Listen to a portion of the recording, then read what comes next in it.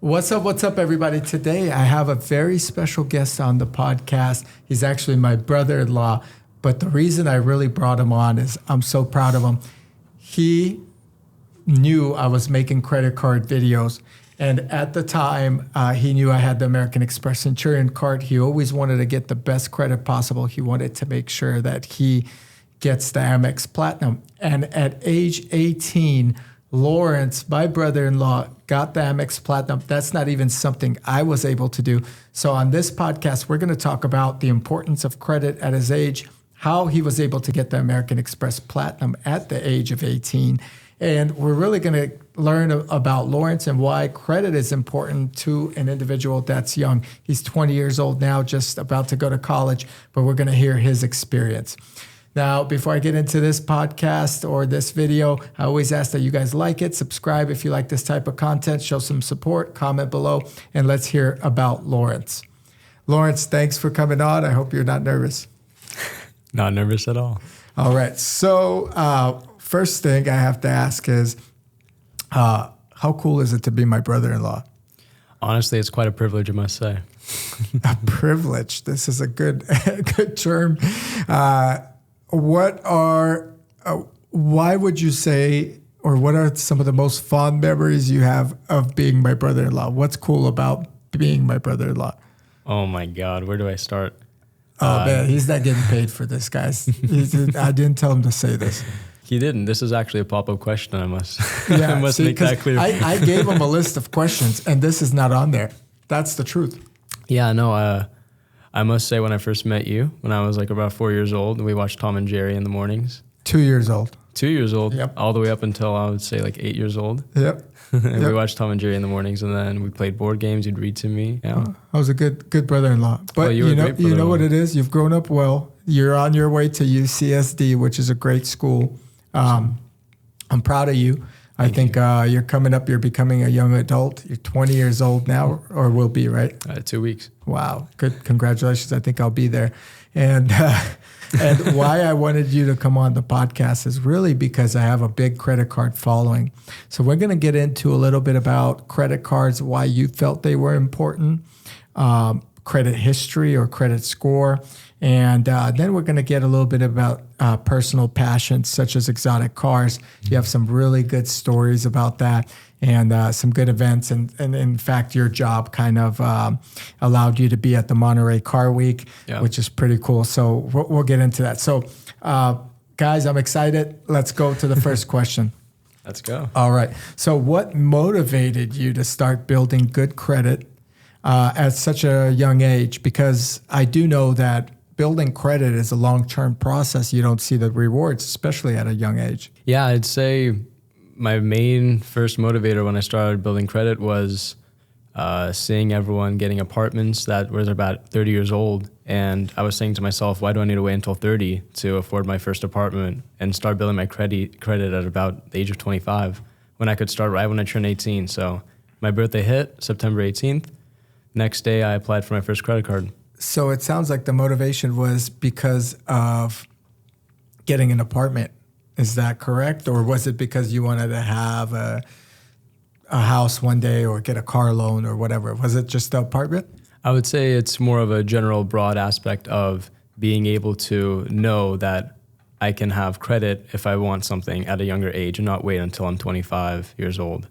Okay. Now, this question's not on the list, but something popped up. Were your friends also into such a credit, history or a good credit score type deal? Were they also pursuing this, or was this just you? Like, are your friends also great credit scores or excellent credit scores on their reports, or what? Or yeah, so it's funny. I was actually, since I was the cutoff date back in elementary school, I was put a year forward in school. So I was always the youngest of my grade. So when I turned 17, everyone was already 18. When I turned 18, everyone was turning 19. So I would say no one really had as much of a credit history. So I mainly looked up to my parents, my brothers, you, to think about credit, start maturing, start getting more mature. Yeah. I'd say there was probably two other people that were two grades above me that had good credit, but my friends never really talked about credit at all. What about now? Now that you do have good credit, and we'll get into that a little bit later, but now that you have good credit, is this a conversation that kids around your age even bring up, or are they talking about girls and cars? Yeah, a lot of the times I try to get my friends to build their credit. I showed them my history of credit cards I first started out with, what steps I took, how do I make payments on time, what do I do, reminders, and I help my friends be able to afford their own credit cards. That's pretty amazing. Where would you say, like now the internet's so resourceful, but where would you say you picked up your credit experience or credit knowledge on how to build credit? Now, I remember years back you were asking me about credit cards, which credit cards should you start with? And I made some videos on that on the channel based off kind of you coming to me for that. But overall, where would you get your intel or your info from? Yeah, I'd say definitely YouTube, huge resource. You are also a big resource from your YouTube videos. Oh. You guys should watch those. Didn't pay him for that. Yeah, I'd say YouTube, and then just talking to people in the outside world, at my dealership where I work at, or at my dad's store. I would talk to people, customers that came in. I'd just talk to random people about credit cards. That's cool. I mean, that's a good conversation to have. It is. All right. So what were some challenges that you faced building good credit? Because you can't just get, say, an Amex Platinum card, right? No, not that easy. Okay. I'd say the main challenges were learning to be patient. I didn't get my Amex Platinum card until 2 years after, or about a year and a half after my first card. So I had to wait 6 months with my first card. Then I got my second card. And then after like every few months, I got my third, then my fourth. And then I finally got my Amex Platinum card. So 2 questions pop up. What was your first credit card? I can actually show you. I have it right here. Do it. A nice Audemars Piguet wallet. It's pretty dope. Yeah, this actually is my first credit card right here. You guys can see that. Is it still active? I just finished it. The expiration date just passed. Okay, so good. Because you showed the numbers, I was worried. All right. And what is it? Let me see it. It's a First Financial Bank card. So it shows you guys that you don't just get the Amex Platinum or the Centurion or any of these. I've never even heard of First Financial. But why did you decide to get the First Financial card, or what was the reason? Because probably we're not getting approved for many cards at the time of 18. Yeah, so I turned 18 and I started researching different cards, and then the mail came, First Financial Bank. They sent me a mail and it said, turning 18, apply for your first student card. So I got this one. I had a huge credit limit of about $500 on this one. Which you could buy like one or 2 times grocery shopping basically nowadays. Yeah, exactly. Because a big thing, you want to stay under 30% at most times on your credit. Yeah. So I'd probably buy like food ever so often, and then I'd pay it off. Yeah, sometimes I do gas, $50 here and there. Now, let me ask you, for all the viewers and all the people that want to build good credit, did you pay it off every month, or did you carry the balance over? Yeah, so you can pay it off every month, but I would actually pay it off every time I'd use my card. I'd pay it off 2 days after, just to always have it paid off. I always like to have it like right on time paid off. You know, you're like the second person on this podcast in a row that says you would pay off your balances way before they are due, just to not carry debt. And that's such a good, responsible thing to do. I used to do that as well. Depends on which month and how much liquidity you have. Obviously, you want to pay it off. But if you're not a good spender, or if you're not a spender, what I mean by a good spender, a responsible spender, where you're just buying. If you have a habit of overly purchasing, you should always pay off your card as soon as you make the purchase. This way you could see how much money you have in the bank. So that's a good thing that you were doing. That's great. Since the First Financial card, how many credit cards did you open before getting the Amex Platinum card? Yeah, so I have my second card right here. So I had the First Financial Bank card for about 6 months, and then I built my credit up. I'd say my credit was around, so you start at 650 when you open your first credit card. and I built Which it up. gets you nothing. Yeah, it gets you gets you very minimal amount. Yep. I built it up to about 680 in I'd say 5 to 6 months, and then I had already a debit card with Chase. So I went to Chase and I asked them to. This is my card right over here. It's a Freedom Unlimited card. I love this card. And I went to Chase and I went to the teller and I said, I'd like to apply for my first Chase credit card. I have a couple of years of history with my savings account with you guys. And then they recommended me the Unlimited card. Wow. So Chase was the second card. That's pretty impressive because they're, I would say, the biggest financial institution. Oh, they're huge. And that's a great card to have. And the Freedom card doesn't have any annual fee, which is nice. Yeah. Did the First Financial? I don't think so, right? Yeah, so none of the cards except for the Platinum had annual fees. Smart. So one thing we could tell to the viewers is if you're going to apply for credit cards and have a lot of them, you should definitely get credit cards without a fee. Definitely. What's the point of paying for it? Yeah, also low APY. Yeah. APR, annual percent rate. Yeah. And then I'd say my second card was this one right here. It's a Discover card. This one's a strictly student card. I had that card, guys. That was one of the few cards I've had before my journey to Centurion. Oh, that's cool. Yep. And then my next card was this Venmo card. The Venmo credit card. That's an interesting one. Yeah. I get Venmo payments all the time. So they always ask me to open it up. Have you used that as a credit card before? Yeah, so the thing is, my Chase and Discover, and also I'll show you guys this one, my Credit One card, they all gave me about 2,500 credit limit, so pretty low. But my Venmo, which I opened up before the Credit One card, gave me a $5,000 limit right off the bat. Oh, wow. Yeah, so Venmo, they, from my experience and from my friend who I recommended Venmo to, they gave both of us huge credit limits while the other ones really didn't. Is it a Visa card? Yes, so it is a Visa. It's a Visa. It's run by Visa. And if you have a Venmo account, there's an easy button right on the app. You just press apply for credit card. This is not an advertisement. They're not paying us. So, but yeah, that is easy to apply for. Did you ever get the Apple card? Yeah.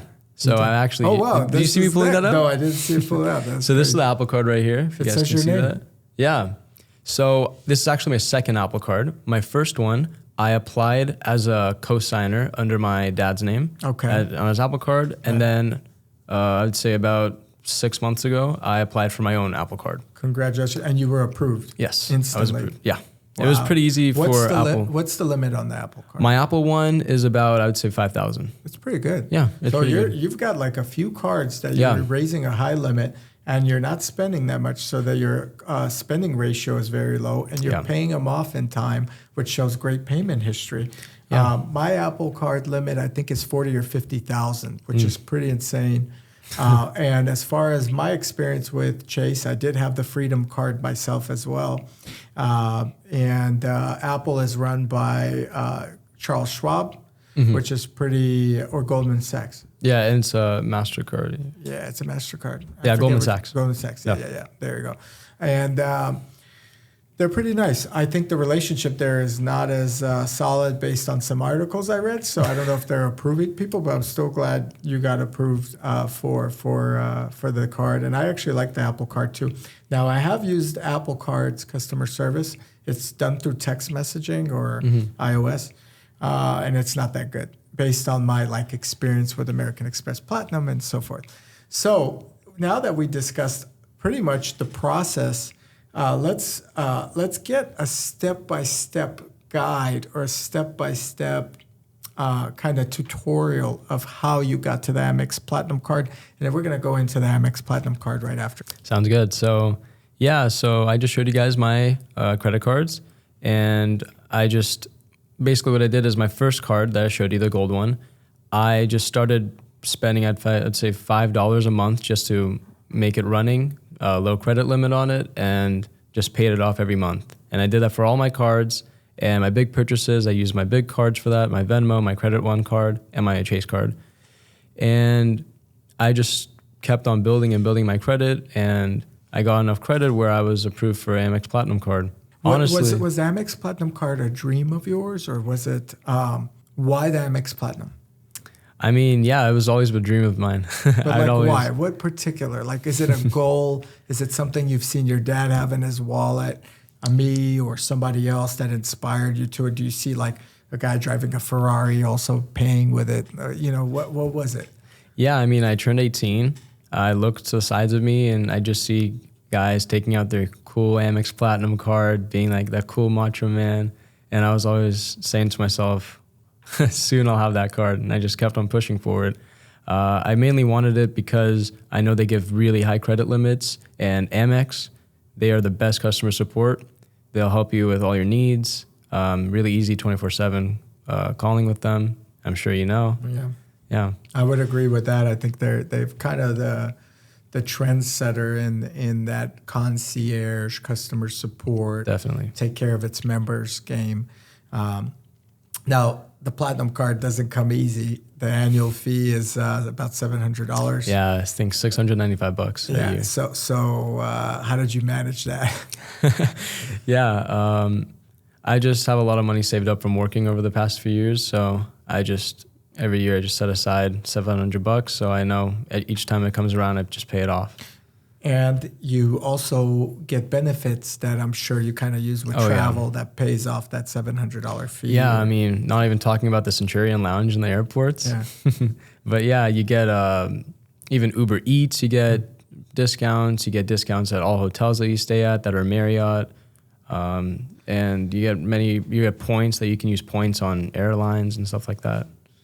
Very good. And at the age of 18, this young man got a Platinum card. I mean, I know people 30 years old still haven't even got one.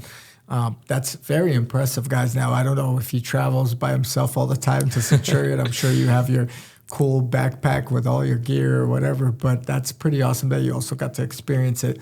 Which Centurion lounges have you been to? Have you been to the one in San Francisco? So, yeah, I've been to the one in San Francisco, the one in Cabo San Lucas. Oh, that one's really nice. I'd say that was the best one. That is a really nice one. Yeah, those are the only two I've been to so far. But you loved them. Yeah, I loved it. So do you get all the food and get loaded up? Oh yeah, they have hot, fresh meals ready for you, espressos. You get to sit in the chairs. Are you the type of guy that gets a little bit of everything at the Centurion Lounge and makes himself 3 different coffees just to experience? I mean, you're young, so you're experiencing. Don't be shy and tell us the truth. I'm the type of guy that will come 2 hours early just to chill out in the Centurion Lounge, get a little full course meal going, dessert, try another meal going. That's awesome. And I believe, and guys correct me on the comments if I'm wrong, but you could come up to 3 hours before to get into the airport. And actually, I believe 3 hours before for a Centurion Lounge as well. It might be 2, I don't know. But if you could do 3 hours, then that might be a good thing. And one advantage to Centurion that the viewers may or may not know is you could also go to a Centurion Lounge on your way on arrival. Not on departure, but on arrival. With Platinum cards, you can't. So if you want to get a meal when you land to a destination and do the whole drinks thing again, you could arrive and get loaded up or eat or do whatever and then go meet whoever you got to meet or go to your hotel room or whatever. Well, Centurion's the next one. Okay, so that leads me to that next question. Aside from, say, Uber Eats, you mentioned, some of the TSA programs that they offer, travel credits, and maybe gym memberships. Although you're in a college that's going to have a full blown. They gym. offer an Equinox. I believe, yeah. Like a little credit. Yep. Platinum offers a little less. I think a full membership for the Centurion and for Platinum, it's $150 or $120 or so towards your credit. I don't remember at this point, but I don't use the Platinum credit because I have the Centurion credit. But aside from those perks, what does it feel like using a Platinum card when you're purchasing something or taking out a date or really just having one in your wallet? Yeah, I love having it right in the front of my other cards just so I can pull it out. It just feels nice. It feels like I was the 18-year-old kid when I was looking at the 30-year-old guy paying with his card at the restaurant. I felt like that guy. Every time I would go to buy a Bobo, even for a friend, something small like that. And by bobo, you mean those milk teas my daughters make me buy them all the time? Yeah. The non-diabetic little chocolate balls. Yeah. Those are interesting. By the way, that's a killer business. From what I heard from the landlord that owns those boba places, they rake in like $6,000 a day. For sure. I think there hasn't been a single high school student that has not gotten a boba drink this past month. And for the older audience that may not know, I didn't know what it was till like a couple of years ago. These are like milk teas with balls in them, tapioca balls or whatever. I don't know. I don't think like it's the a balls. brown sugar melted into a little tapioca ball with different flavors of drinks. It's craziness. The craziness in your mouth. If I was to get it, I wouldn't get it with the balls, but a lot of kids love that stuff and they make a lot of money. All right, let's continue. Good credit on paper is something that doesn't show every day, but how confident do you feel having good credit, knowing you have good credit? Like, does it give you more confidence in your financial upbringing or where you will be in the future? Like, does it, I guess the flip side of it, if you have bad credit, do you feel it would limit you to thinking bigger picture? I could own this one day, I could own that. Yeah, I'd say at my age, almost 20, having good credit doesn't do too much yet. You need to have car leases under your name and other stuff before you can actually start using your credit for, let's say, an apartment. So a main thing that it does for me is it gives me motivation to keep going. If I didn't have good credit right now, or if I didn't even have credit right now, I'd feel lazy, lost, very unmotivated. But having a good credit, having all the cards, it makes you feel like you're really active, you're achieving something. It makes you just keep on exponentially growing. Let's talk about that. So I would actually feel worried too. I think you could add that in because here you are trying to be an adult. And if you don't have good credit, that's kind of scary in today's world where everything is on lending and lease and so forth. But you mentioned something earlier that caught my attention, and we've kind of been going off this question script, but this is why I love these podcasts. You mentioned that you have, what's your credit score right now? My credit score right now, I didn't check since last week, but it was 470. I mean, sorry. Whoa. 770. I was at 470. Why did I bring this guy on? 770. 770. That's an excellent score. Yeah. I think 740 gets you right at a little bit ahead. So 750 and up is excellent. Yeah. Yeah. And you're at 770, so you technically be qualified for a house if you had the income, et cetera. Yeah. With that credit score, you are basically in a category of individuals that can afford to buy a car, buy a house, et cetera. But you mentioned something earlier that without having a car on your credit history and just having credit cards, you're kind of limited. And I assume it's because recently you were in the market for apartments. You really probably had to have a cosigner or whatever it may be. So touch a little base on that. It seems like credit cards are not going to get you past the finish line, and there's something to shoot for even if you get the platinum or any of the other credit cards. So give us the importance of actually having credit history that from other accounts such as car leases or houses or rent. Yeah, so actually just to bring it back a little notch, so I'm going to UCSD. I was looking for off-campus apartments, and I was saying to myself, I have good credit, all this stuff. I went in, and actually credit was the second thing they asked for. The first thing they asked for was my bank statements, because income is a lot larger of a priority for some rental agencies than others. So at that point, I had a guarantor, my parents. I see. To co-sign. So they want to make sure you have enough in the bank to carry it over 6 months or something. Yeah, so sometimes credit isn't the most important. A lot of the thing is having income, but then again, credit is the second step. And if you don't have credit, nothing's happening. So those two kind of go hand in hand. They do. Very, very interestingly enough, when you're renting a car or leasing a car, I should say, guys, they don't ask you for bank statements. Rarely I've seen that happen, or I've actually maybe never seen it happen with me. But if you're renting an apartment or something more private, they may ask you for bank statements, and they may ask you for more proof of income than just the credit score. They're going to say, hey, we don't care that you've paid your bills on time, but you've never maybe paid $3,000-4,000 at a time. Yeah, because me paying off $3,000-4,000 for my credit card limits is not the same as affording nowadays $3,000 apartment. So they want to make sure that you have the money for it and that you have enough saved up that they even ask for having at least 3 times the amount of the annual lease in your account just to start with, so that there's no problems at all. And an annual lease or a monthly? So it's a monthly lease, but they take the annual amount of, so $3,000 a month. 36 grand a year. So they want to make sure I had 3 times that amount in my account. 105,000 or so, or whatever it is. Yeah. It's ridiculous. It's ridiculous. That's why I've rented to people that have decent jobs that don't have anywhere near that. Whoever rented you this place, that's some strict stuff. I mean, it was the best one I could find. That's good. Well, they did their research. I should hire them for management. Oh, yeah. No one's missing a payment at that place. All right. So let's get back to it. What are some common mistakes young people make with credit that you know about from your friends or experiences? Yeah. Some common mistakes is people, they see they have a high credit limit, let's say $4,000.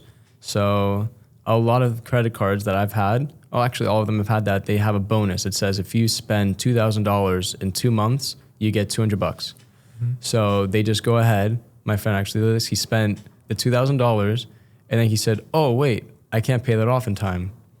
So being able to know that you can afford what you're spending on your credit card is the most important thing, because if you don't pay it off, your credit score will drop by 50 points at least with a missed payment. Yeah, I agree. I think they entice you to spend. Yeah. Part of the corporate structures of America is always to entice you to spend or do something, and it makes sense. And giving, you spend X amount, you're going to get French fries, or whatever they throw in there. That's great. But it kind of goes back to you're giving this big responsibility. You're literally borrowing someone's money. That's really what it is. Exactly. They're no different than almost going to the mob and getting somebody, except you're not going to get beat up, but someone is lending you money, and if you're not responsible with it, they're quickly going to shut and kill your credit score. Oh, for sure. So the best thing you could do when you get a lot of money or you win the lottery is make sure you understand how to manage that money. Yeah. And a credit card is just a lend of money for only 30 days. Yeah, that's just the key. Yeah. And then you need to know how to manage it.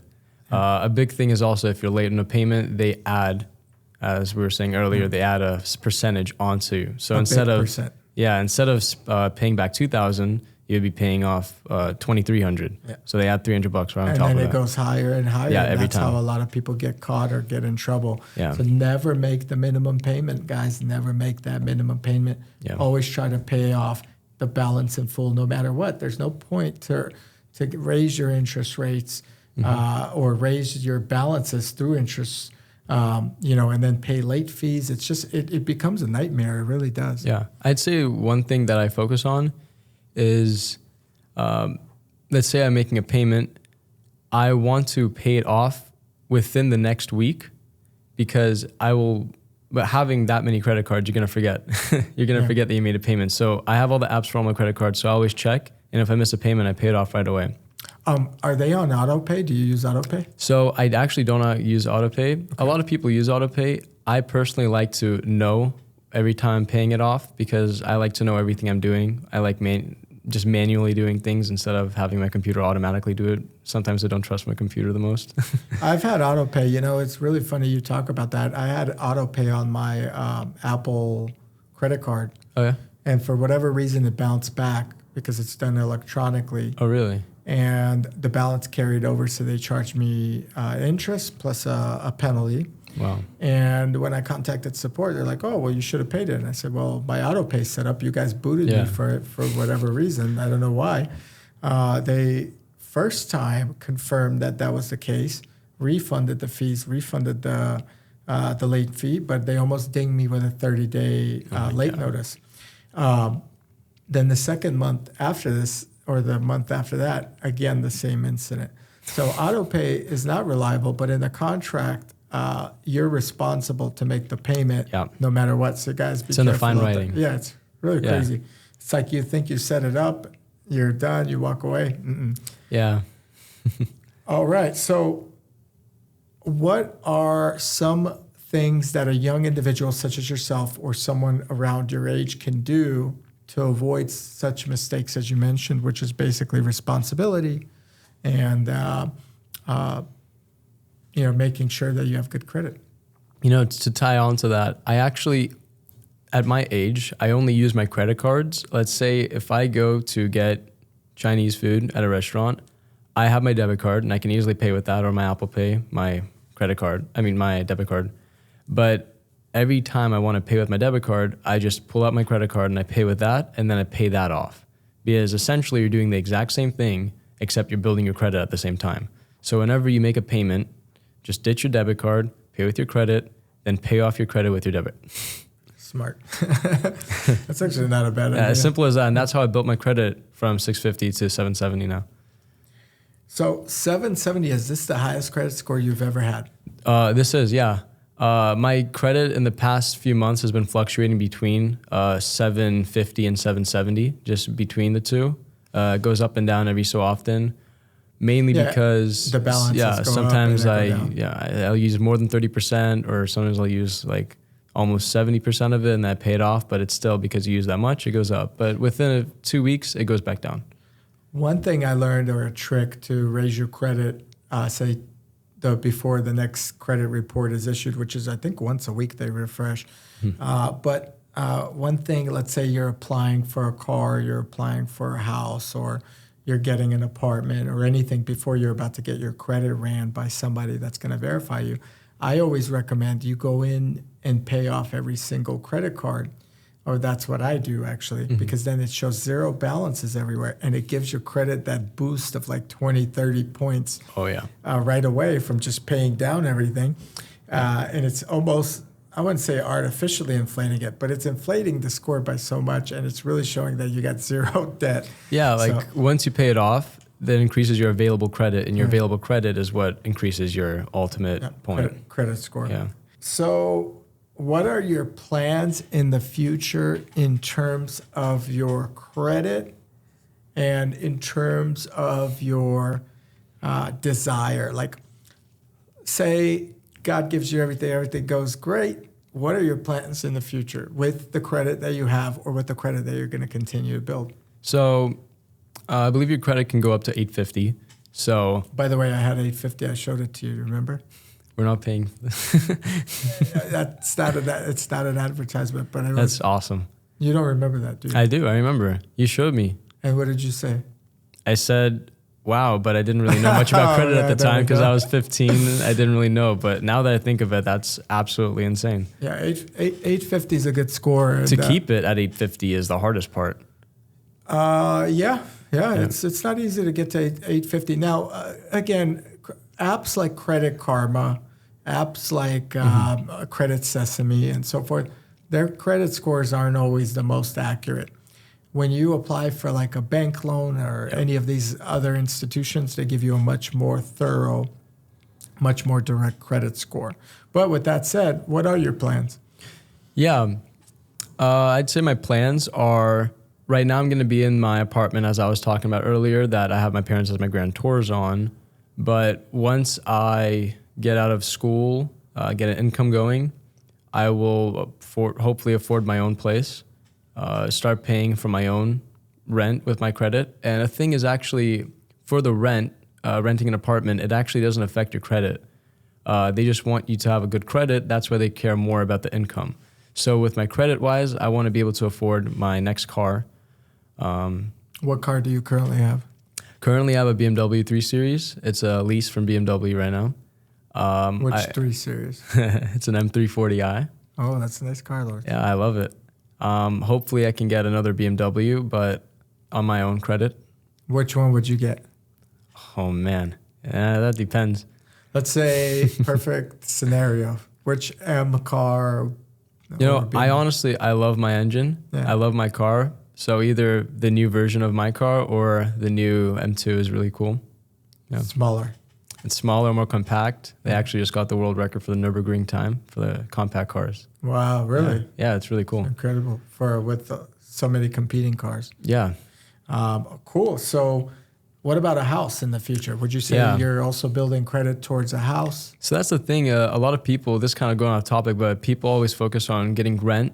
But the thing is, if you think about it, if you're paying rent every month and it's not actually yours in the very end, you're just wasting money in the meantime. But if you're starting to pay a mortgage off and you just keep paying your mortgage for a little more than the price of a rent, you actually have your house in the end.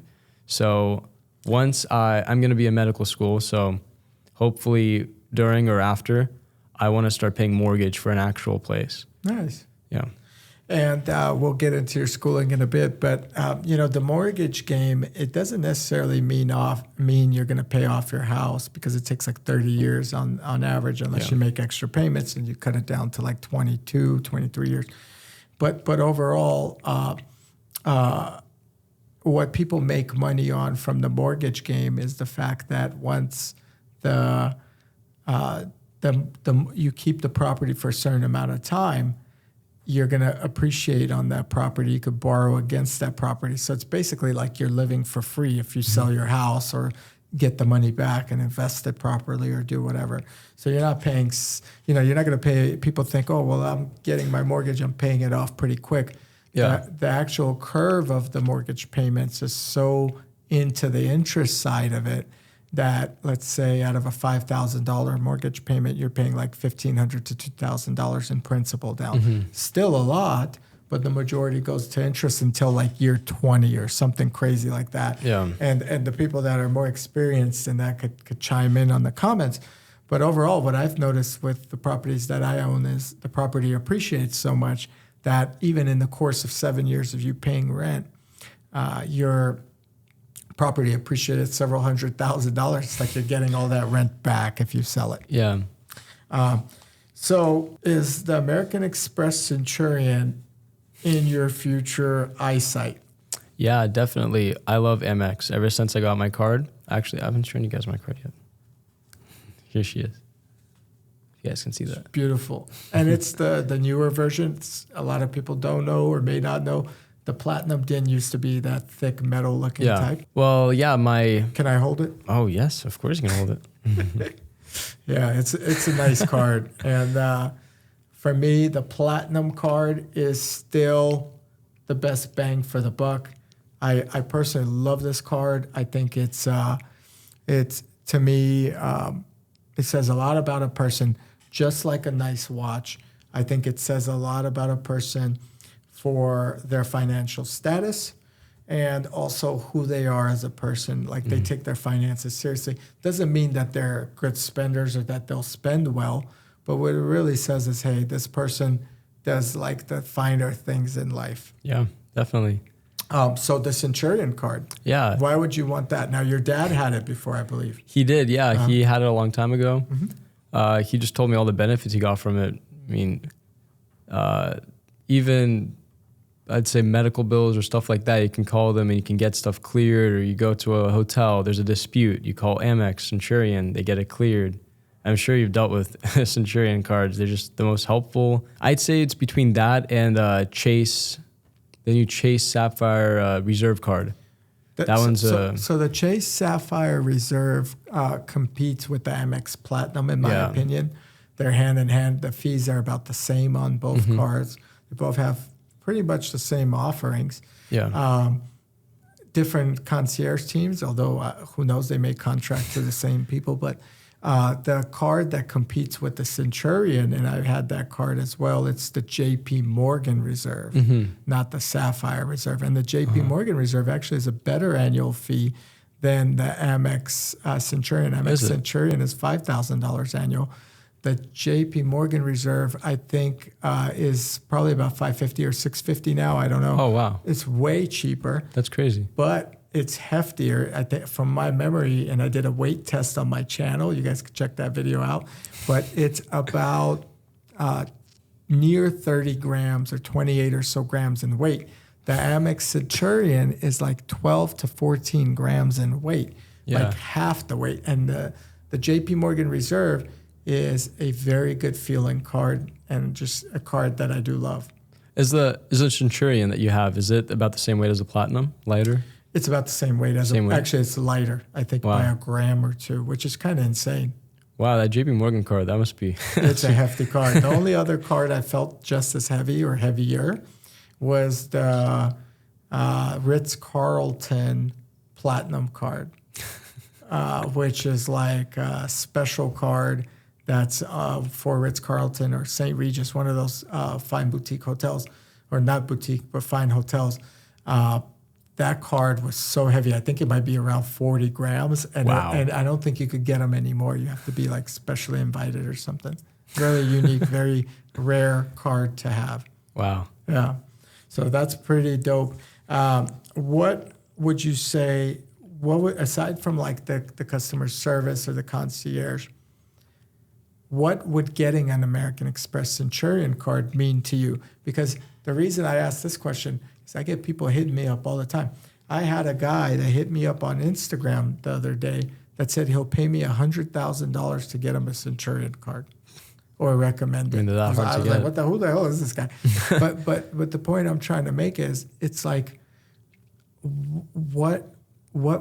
how would it make you feel to have one? Why? Not like the customer service or any of that. How would you feel? What does that mean to you? I mean, honestly, I'd say going from Platinum, which is top tier card, to a Centurion, it's more so of for yourself.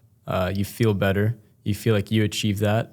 And it makes you, as I said, just want to keep going and going. Because if you show up with a Centurion to a Ferrari dealership, show them your card, they'll know you mean business. That's right. You're right about that. So, I've mentioned it before in the YouTube channel and on this podcast, even discussing it. The Centurion card, when presented at the right location at the right time, gets you a lot of credibility. Doesn't make you any special person or anything like that, but what it does is it brings credibility to you upon a purchase. Yeah, it puts what you say into reality.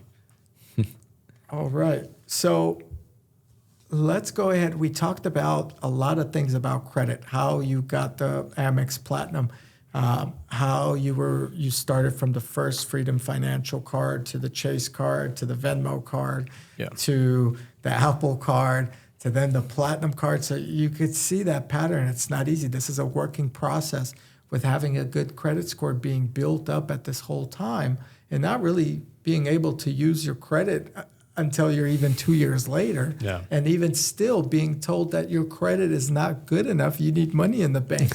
So credit is one of those misconceptions or one of those things that you have to practice at and have to have, because when the time comes, you got to have good credit because you're going to want to buy that house. You're going to want to buy that Ferrari. You're going to want to buy that BMW M5 or whatever it is. And if you don't have good credit, you're going to go nowhere. But you can't just have good credit as like a flip of a switch. Yep. There's no light switch for it. It's a year of building Exactly. to get to the championship. You know, I must say, having credit in general, when I turned 18, I thought it was going to be so much work, so hard. But I'm not going to lie, it was a lot easier than I expected. It just took patience. Like, it took, since I was 18 now until I'm almost 20, I got my American Express card about 4 or 5 months ago. So it took about a year and a half to get it. But other than that, if you're just doing the same scheduled thing, paying every month, that's all, you'll get it.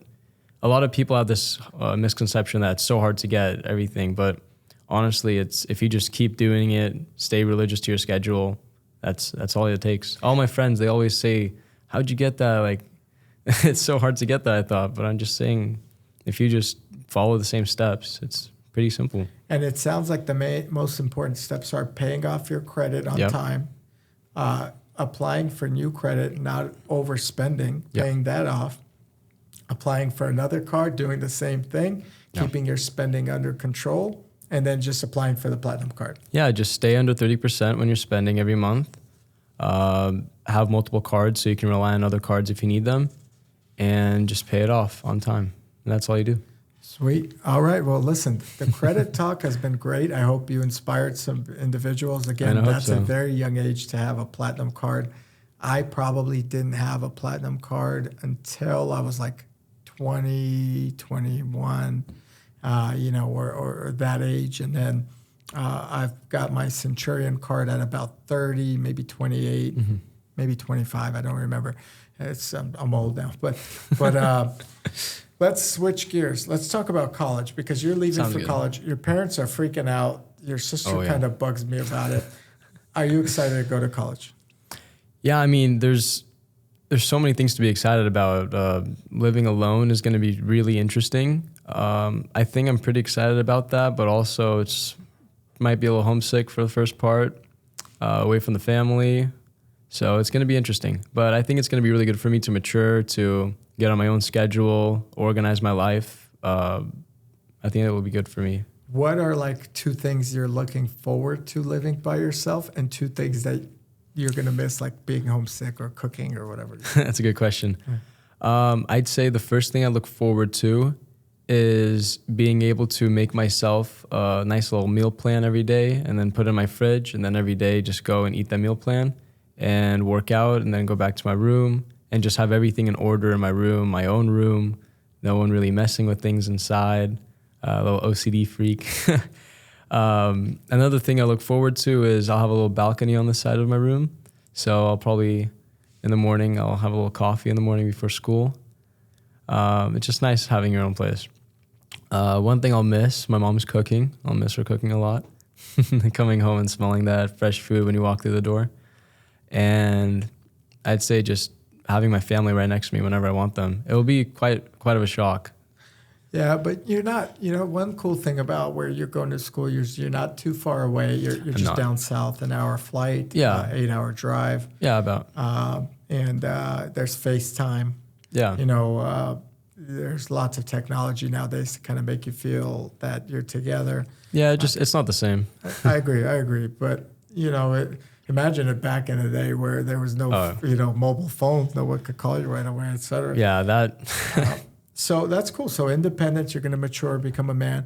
Some things you mentioned that are very interesting with success that I find in interviewing a lot of different people and also kind of being around some people that have been successful.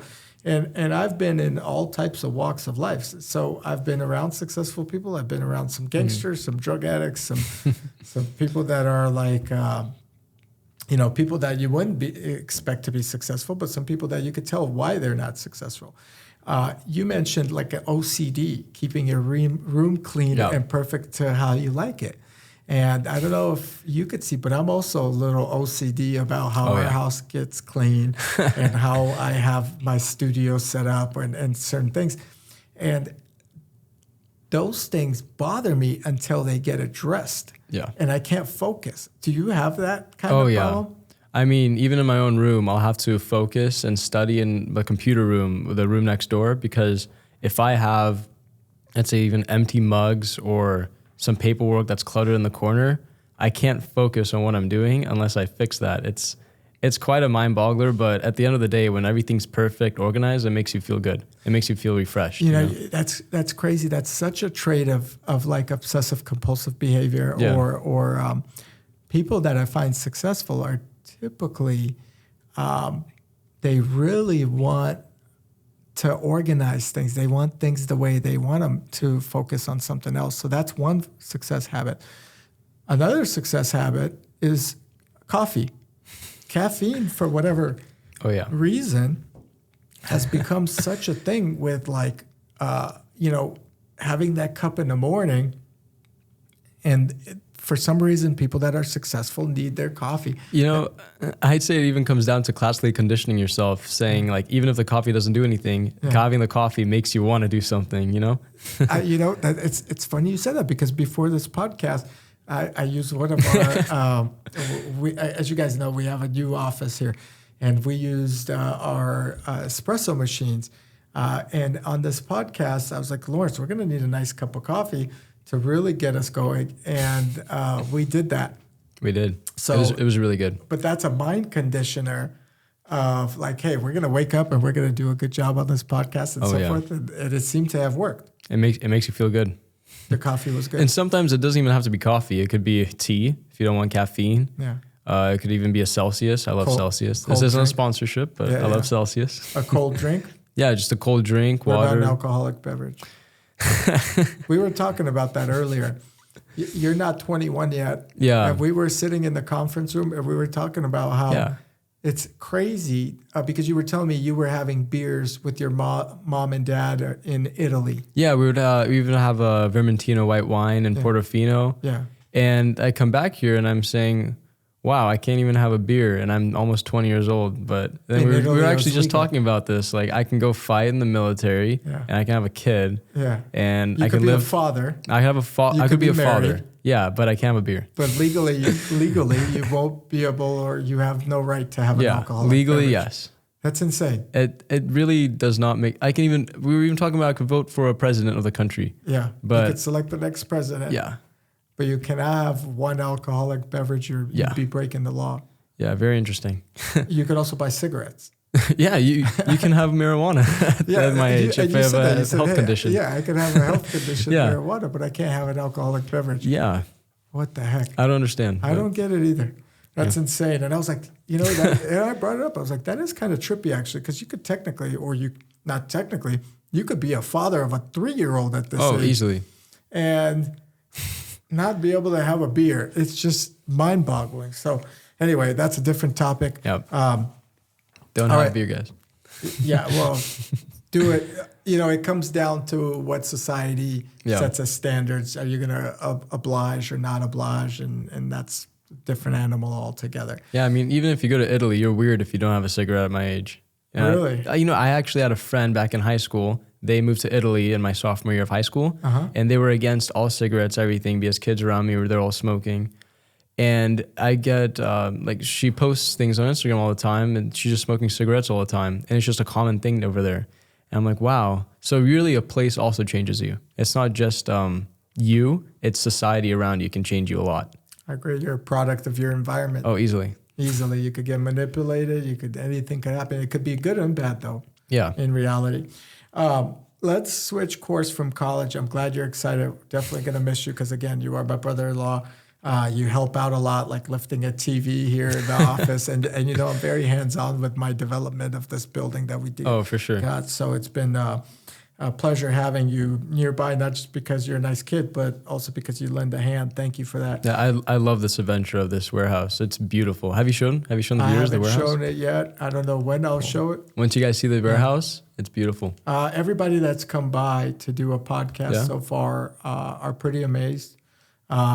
They have a good time and they feel better after the podcast. And it's been great. But they're impressed by the building. And I at first I was really showing off the building, and then I just get to the podcast and really just try to move on. Let's talk about something that's like true passion of yours, and something that I think associates, with success as well as credit, as well as just being a successful individual or man. Exotic cars or cars. In your room at your parents' house, you have probably a collection of, I would say, more than 100 little cars. Am I accurate in that? I'd say more than that. More than that. Yeah. Oh, wow. And when we talk about 100 little cars, we're talking about souvenirs, or how would you describe those exotic cars that you have? Yeah, I have Hot Wheels, then I have pretty big, like 6-inch, huge car models, and then I have the Lego cars. Yeah. So like they're scaled cars. Of like 1/18 size cars. Give me some cars. Everything from Bugattis, McLarens, Ferraris. Okay. Everything. Okay. Anything you can think of. European, American, I have all of them. How did you get the passion of cars in you? Like let's do, how did you get into cars, or what inspired you to become such a car enthusiast? Because at one point, and I'll say, sorry to interrupt, you even wanted to open up an Instagram car page. And we don't have to go into detail of that, but you were so passionate about cars and photography and cars. Yeah. What inspired you to be that way? Yeah, I mean, ever since I was little, I had it all started, I had toy animals. And from the animals, I shifted over to cars because every so often I'd hear a V10 fly by, a V12 fly by. And I would just be amazed. Like, how does one make such an insanely powerful vehicle, everything? And ever since then, I've always been studying. I watch YouTube videos on cars. I learn about engines in different cars, especially like BMWs, because I have a BMW. I learned a lot about BMW's past, Mercedes, Audi, the German trio. And I just kept going on to exotic cars from there. So moving on to like Ferraris, Lamborghinis, McLarens, and then hypercars even. Okay, what association do exotic cars have with successful people? Like, what have you seen? Because you've been to the car shows, the Cars and Coffees. You were at Monterey Car Week. You were working as valet there, driving some of the coolest cars. You have some friends that have some cars that at your age, I didn't even know what it was possible. But we'll get into that after. But what association, what does a Ferrari mean to you? Like, what? So, yeah, let's start with that. There's also, so you go to like, let's say Monterey Car Week, I was just there, someone pulled up in a Ferrari and someone pulled up in another Ferrari and they just automatically clicked. They just started talking. So at that point of that wealth, having a car that shows off wealth to other people that like cars is just a talking point.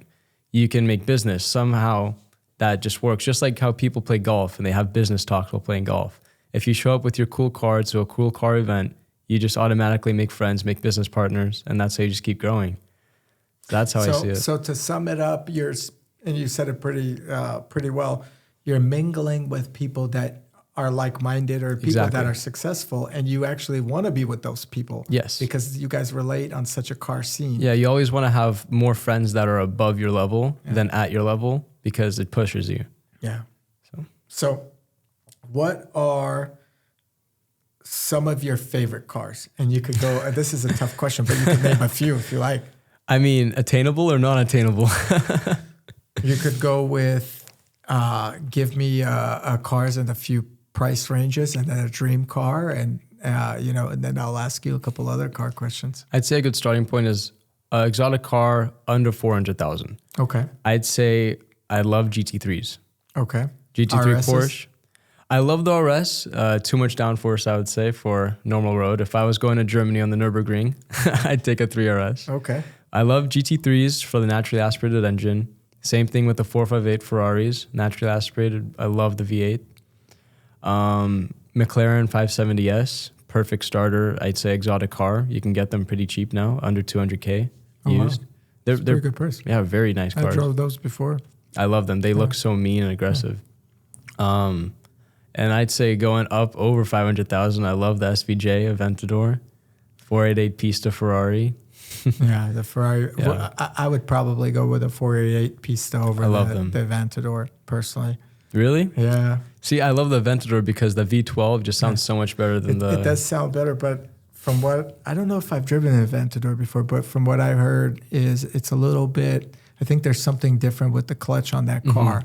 Yeah, it's pretty hard to drive. Is it a dual clutch or is it single? Is it Triptronic? I don't know about the new ones. I know before they were like single clutch, so it was pretty hard to drive. I hear very sensitive, very jerky. Yeah, very sensitive. Like, throw you back in the seat type. Yeah, I've never driven one either.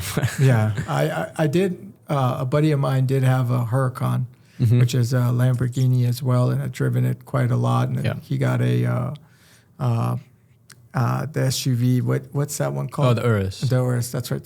That's cool. And I like the Huracan better. I feel like the Urus is a little bit too compact for an SUV, and at the same time, it's not. You don't get that exotic feel of a two-seater. Yeah, the sport SUVs, they're a cool concept, but I mean, I'd take an X5M competition BMW SUV over any SUV. It's roomy. It's more practical. Yeah, and you're paying like $150,000 instead of $300,000. And I think they're just as fast on paper. Oh, they're very fast. Maybe over 600 horsepower.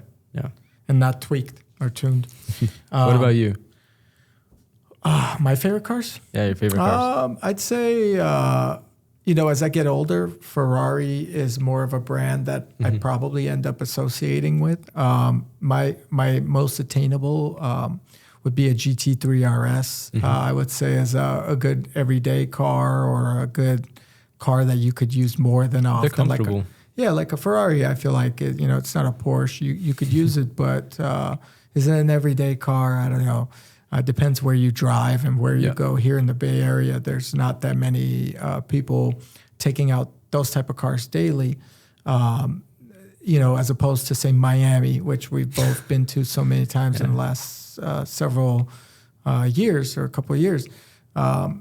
You see Ferrari there. Yeah, or you'll see a Lambo, Ferrari and it just like every 10 seconds. yeah. Then all of a sudden you just start seeing Bugattis. Yeah. You start seeing Different level. huge cars, McLaren And you know what? Sennas. And you know what? This makes a big point because like if you could live there and not pay income tax and you're making say $500,000 a year, that's a big percent. Almost 10% goes away to the state of California. In certain cases, it's 13% if you're at that bracket. But that's a lot. That's a lot of money. If you make $1 million, are you going to give the state $130,000, or are you going to put that as a down payment? I mean, you're letting your governor at that point drive your Ferrari for you. yeah. Newsom's driving the Ferrari. Yeah. Newsom does have a Centurion black card. I do want to tell you that. I've seen it. Yeah? Yeah. Yeah, I have. I knew he had it. And funny story with him.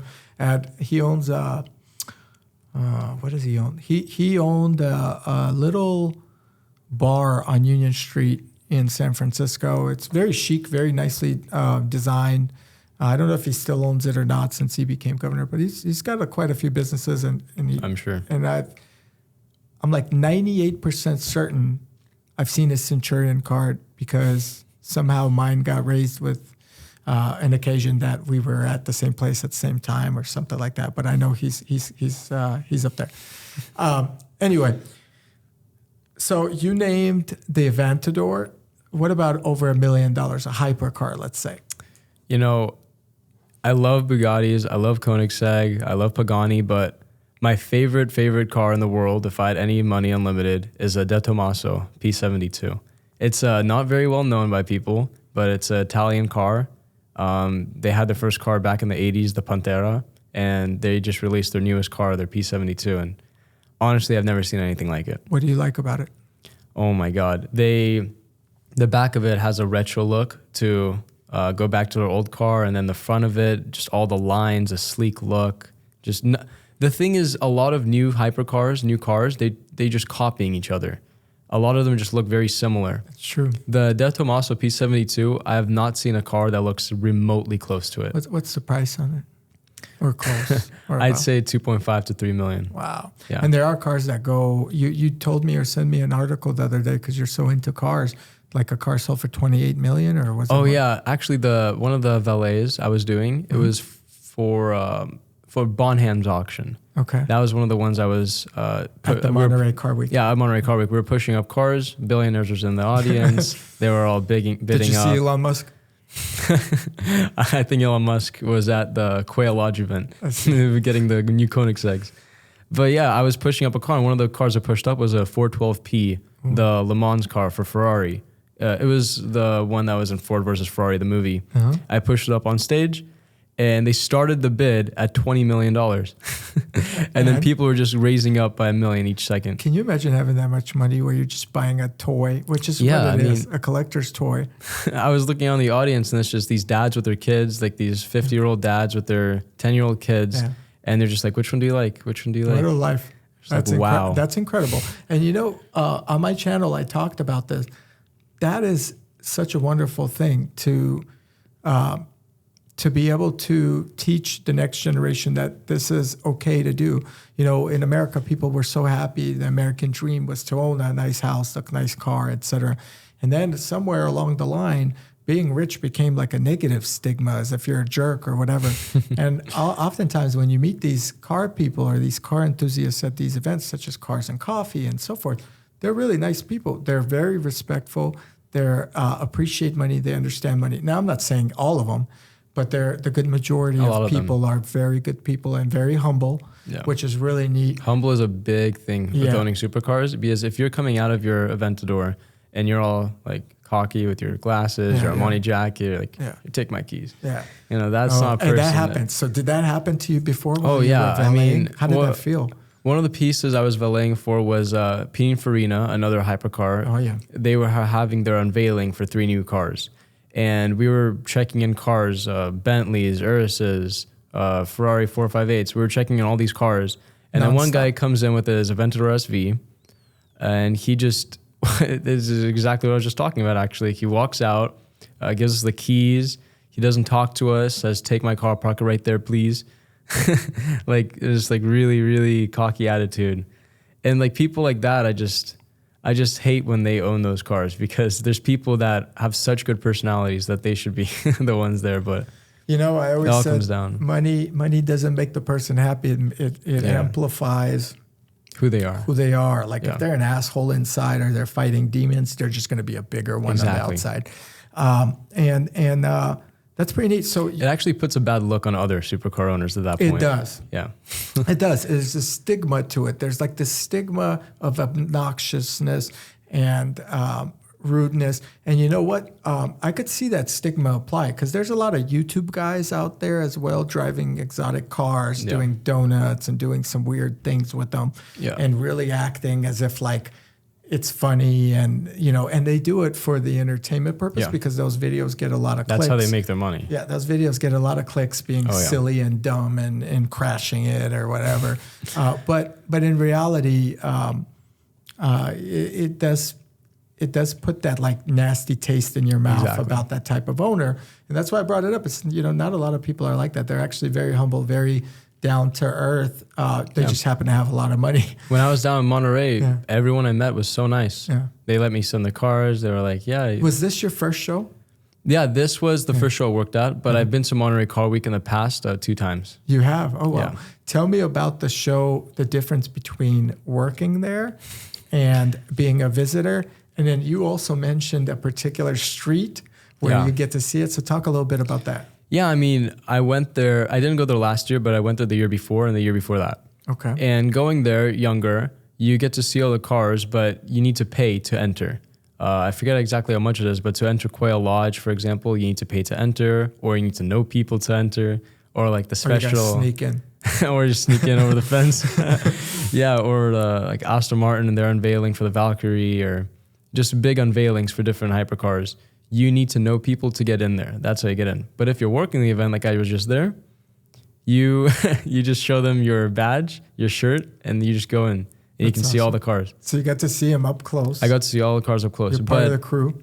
Yeah, but one thing that I wish I knew the first time I went, because I didn't get to see many cars, is you guys can literally, if you guys just wait till evening on Monterey Car Week, go to Ocean Avenue, and you will see all the cars, because everyone goes to have dinner there right after the show.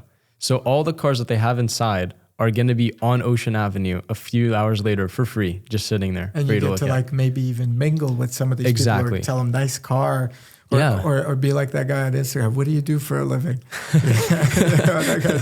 Interesting. Yeah, I was on Ocean Avenue.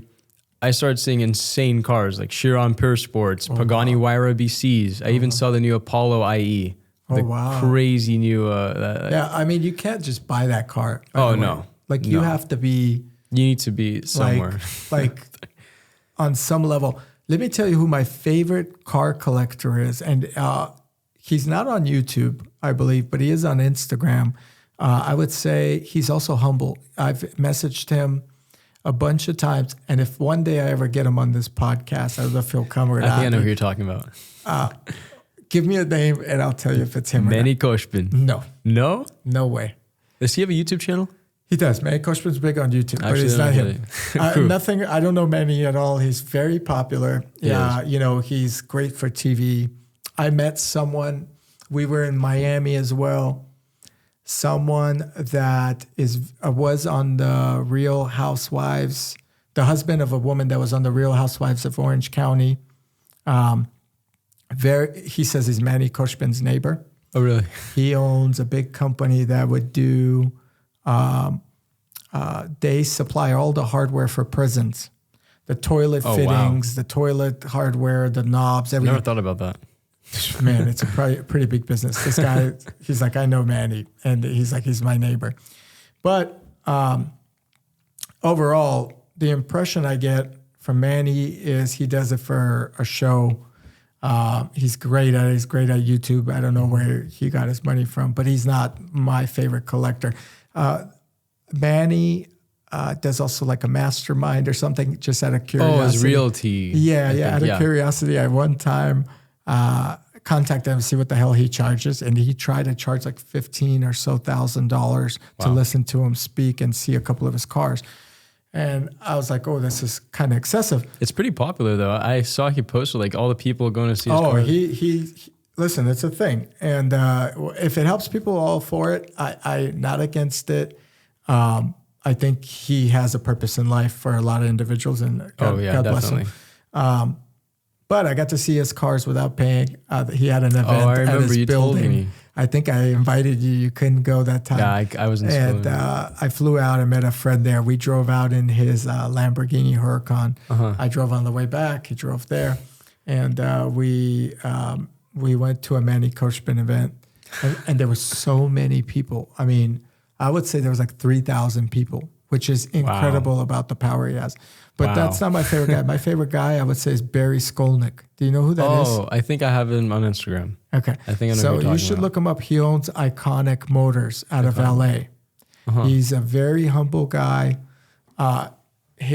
Imagine this building times like 20.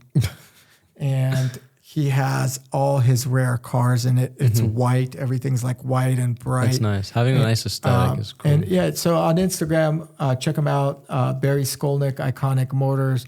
He has a beautiful wife. He seems very humble, very nice. Replied a couple times to things he didn't have to, and seems like a very down-to-earth person. That's somebody that I would say, hey, that's like someone I would look up to. And I'm going to reach out to him anyway and see if he'll come on the podcast. I hope so. I don't know if he'll do it or not, but he also has the Skolnick Center for Children, or a hospital, which is like very nice. That's very nice. That's all I know about him, but he seemed like very nice. It's not a show. He really just appreciates the art of the cars. I don't think he needs any residual incomes or anything like that off it. So that's one person. I think a lot of people would say Shmi. Hey guys, it's Shmi. It's Shmi. I actually saw him when I was in Monterey. He pulled up in his new purple Zenvo, TSR, I think. Yeah, that he came out of his car, and we were actually talking about this. He sounds the exact same in person. How did he say? Hey, it's me. Yeah, exactly. Like he was like, hi guys, everyone. I'm having a great time today. Really? And he's just the sweetest person. Were a lot of people like so happy to see him? Oh yeah, I mean, he has like one of a few cars. The Zenvo. Everyone was just circled around it. I would say him and Supercar Blondie. Supercar Blondie. Opposite sex, of course, but they're the two car celebrities that are like so known. Oh my God, yeah. I mean, everyone knows who Shmi is. Yeah. He's probably number one. I mean, he's like a Jay Leno almost. Oh, for sure. But he does the exotics. Exactly. Yeah. I don't see anyone bigger than Shmi. Yeah, and then there's one guy that I really look up to is Stradman, if you've ever seen his videos. Yeah, I have. That guy, he went from literally being homeless, living out of his little Audi TT from 2008 to having Veyrons all over the place. He really came up. And he's you know what? I haven't seen one of his videos in a long time. It doesn't pop up, but he always did those first person videos. He actually just released a video like a few days ago. He was thinking of what car to just put on his wall in his new mansion. And he bought an Indy car, like a retired Indy car, and he's mounting it in his like family room just on the wall. Crazy. There's a guy here, you've seen his cars, and I think you said you saw him on at the Monterey Car Show. He has the cars in his living room, like he has a LaFerrari. Ferrari Drive on Instagram. Yeah. I've seen a couple of his videos. Yeah. He lives nearby here. I don't know him, never met him. I had some ex-friends or friends that I knew growing up. They were at his house and they saw the cars and so forth, which is pretty cool. But it's a pretty cool concept when you make your driveway connect to your living space and you could park your LaFerrari. Yeah, he has an actual turntable in his family room. Oh, he does? Yeah. Oh, wow. So he could get out. It's awesome. It's funny. He has like Monza SB2, LaFerrari is a Veyron, but my favorite car is his 458 Speciale. I've seen it a few times and I saw it the other week. Yeah. I love that car. Does he park it on like Burlingame Avenue? He parks on Burlingame all the time. Yeah. I think it's the number one car he usually takes out. Either that or his LaFerrari he takes out sometimes. The LaFerrari to me says a lot. You know who else also has a really incredible car collection? that doesn't get a lot of attention is Gordon Ramsay. Oh my God. I actually read about that. Yeah. He has a 918, a P1. But he's a big enthusiast. Yeah, I mean, he probably makes a lot of money from Hell's Kitchen. Yeah, cooking something. Right? I actually really want to go to Hell's Kitchen. It's in Las Vegas, right? I believe so. Last time I was in Las Vegas, I felt old, but that's a different topic. Man. Yeah, but I was there for a car event. For my 21st birthday, we can go. Yeah, I remember I took your, well, I didn't take him, but your brother, your older brother, by like 10 years. He went for a bachelor party we had in Las Vegas, and it was my bachelor party, and it was like a week event. When we left that bachelor party on day 7, we all looked like we were like 20 years older, exhausted. That's awesome. And just the heat, the nonstop day and night. We all vouched to never go back to Vegas. It's like the Hangover. Oh my God, it was the Hangover. That was the movie at the time or something. That's awesome. I don't know. It was kind of crazy. I think Hangover was like 10, 12 years old. So it was about that time. That's incredible. So we talked about which cars you like. Yeah. But then what you surprised me one day is you've driven some of these crazy exotics. Now, you've driven them for your job, which is this luxury valet service, which is an interesting business you talked about, which you considered opening up in LA yourself. Yeah, I've been thinking about it. Yep. So, I'm excited to hear about that in the future, how you plan to market it, what you're planning to do, how you plan to maintain your employees. Are you going to do it by yourself, et cetera? So that's a topic for a different day, but that's really exciting because you're now thinking about the entrepreneurial side of things. But what exotic cars have you driven that blew your socks off? Oh man, I'd say the coolest car I've ever driven was actually one of my friends. He was taking the car out for the day. It was a brand new car. It was a F8 Tributo. Okay. Nice red Ferrari. We were driving back, and we were on the bridge, and he pulled over right before the bridge. He said, "Do you want to drive it?" And I looked at him. How old is this guy? Just curious. He's 21. Wow. 21. And that's his car? It's his family friend's car. Family's friend. Yeah. Okay. He actually has an M2. Oh, That's wow. cool. It's a nice car. So yeah, it's his family friend's car. He said, do you want to drive it? I said, okay. Yeah. Don't twist my arm. Be real with me. Are you serious? Yeah. So yeah, I drove it for a little bit. I was really respectful with the car. Of course.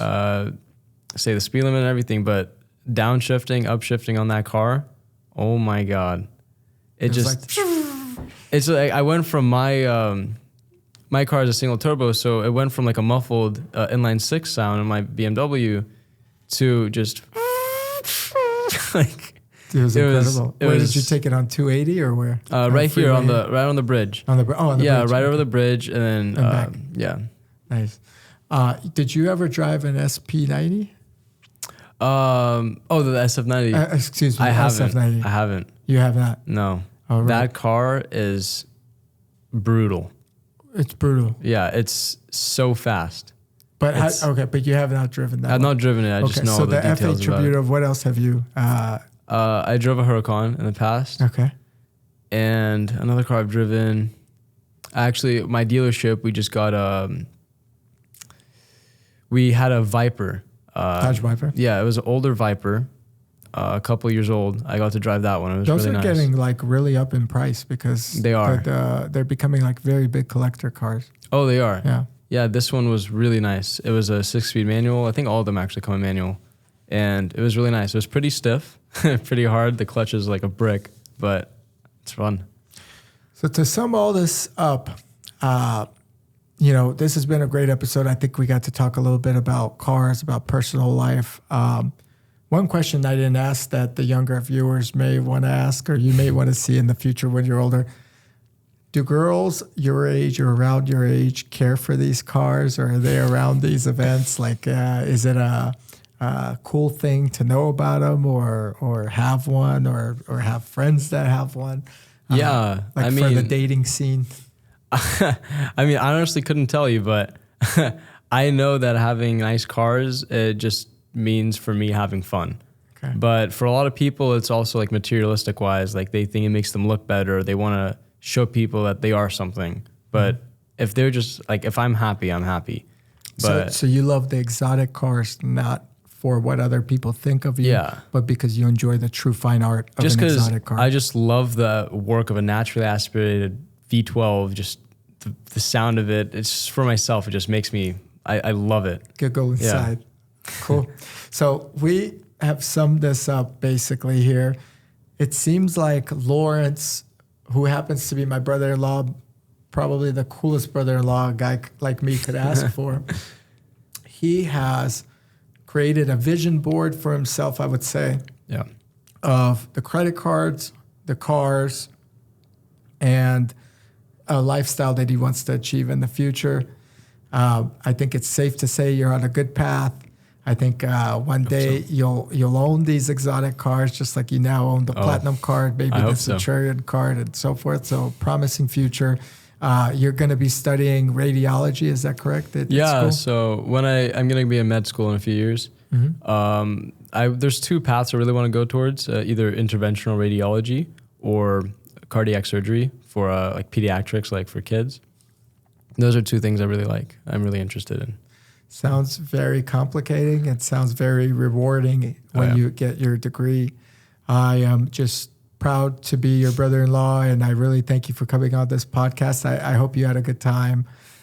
We got to talk about quite a lot of topics.